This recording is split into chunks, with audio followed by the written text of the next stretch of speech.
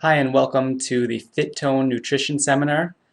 This is entitled The Truth About Carbs and Weight Loss.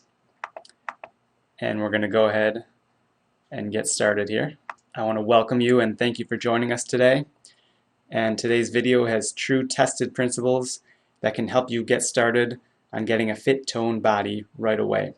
And my name is David Rogers. I'm a licensed nutritionist and I offer personalized nutrition consultations at the Nutrient Balance Center, which is a clinic in Berkeley, Michigan, or worldwide via phone or video consultations. So there are 5 parts to this presentation. The first is optimizing carb intake and what you should be doing. The first question is, was the Atkins diet correct? Most of you know the Atkins diet as the very, very low carb diet that focuses mainly on proteins and on fats. So was it correct? The answer is both yes and no. And why is it yes? It's because excess carbohydrates in one sitting are stored as fat. So if you eat more than a certain number of carbohydrates, a certain amount, they will be stored as fat. Not only that, the fat is converted into saturated fat. And you may have seen recent studies, if you've been paying close attention, that say that saturated fat in the term by way of animal protein, animal fat, has actually been vindicated. It does not cause heart disease as much, if at all, versus what they thought back in the 1950s and the 1960s. However, this fat from excess carbohydrates gets converted into saturated fat, and the saturated fat raises your triglycerides, and in this case it does lead to higher amounts of heart disease. So for that reason, not having excess amounts of carbs is healthier for your heart. So there's one reason why Atkins was correct. Here's another reason. Studies show that people on low-carb diets lose weight equal to or better than low-fat and low-calorie diets. And the Atkins diet recognized that protein is healthy when consumed in adequate amounts, and that dietary fat is not the supervillain that it was called in the 1980s and the 1990s. And you might remember back at that time, the big craze was low-fat everything. You walk up and down the aisles of the supermarkets and you found low-fat this, low-fat that, but it was just loaded with extra carbs and with extra sugar. So we found that no one actually lost weight doing those diets.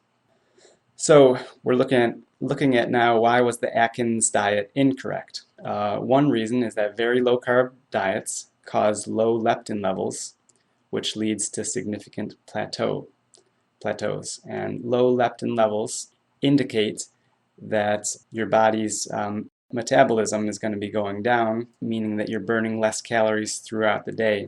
Most people can't stay on standard low-carb diets long term, and you might remember back when the Atkins was at its height of popularity, back around 2004, 2005.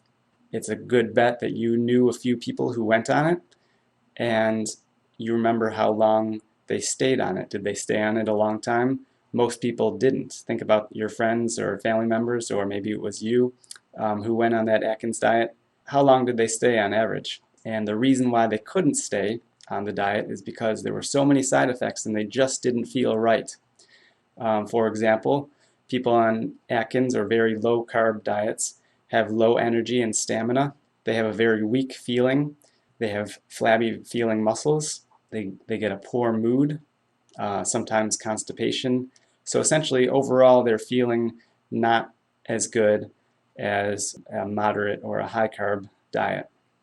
So what is the true answer to the carb question if the Atkins diet is partially correct, partially incorrect? The true answer is to eat the right amount of carbs at the right times. So how do you know the right amount and the right time? You need to know about where carbohydrates go when they enter your body, when you eat them. How are they getting stored or how are they not getting stored? So there's actually 3 ways. First is immediate. The second is short-term, which is also known as glycogen. And the third is long-term, which is adipose. So let me explain more about what that means, and so you know exactly what glycogen and adipose actually mean for you and how they're going to help you know what to eat and when. Okay, so the first thing is immediate.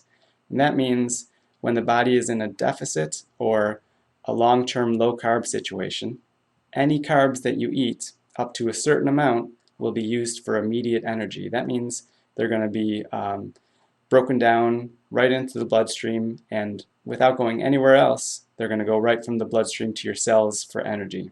So they'll help you move your muscles, they'll help you think, they'll help you walk around immediately without being stored. The second way is a short-term glycogen situation. Now, what glycogen is a very small amount of storage space, and it's in your liver and it's in your muscles. And this gets filled rather quickly. There's not all that much space in your liver and in your muscles for this carb storage. However, if you go over that amount, you're going to be spilling into long-term storage. This is adipose tissue, and adipose is just another term for fat. So when you get more fat stores, sometimes they end up in your belly region, sometimes they're in your legs. They could be anywhere really. Long-term storage is adipose tissue, and that's what happens when you eat too much carbs at one time. So our job is to make sure that the carbs that you eat get used in glycogen or immediately. So back to that previous slide, where you want your carbs to be is in the immediate or in the glycogen. You don't want them to be stored as adipose. You don't want them to be going into your fat stores. So the trick to this is to not ever eat carbs at a level so low that you feel symptoms. You want to keep your glycogen filled. If you keep your glycogen filled, you won't get those symptoms. You won't have low energy. You won't get that flabby feeling muscles. But also, you want to eat carbs and proteins together, and we're going to talk more about that later.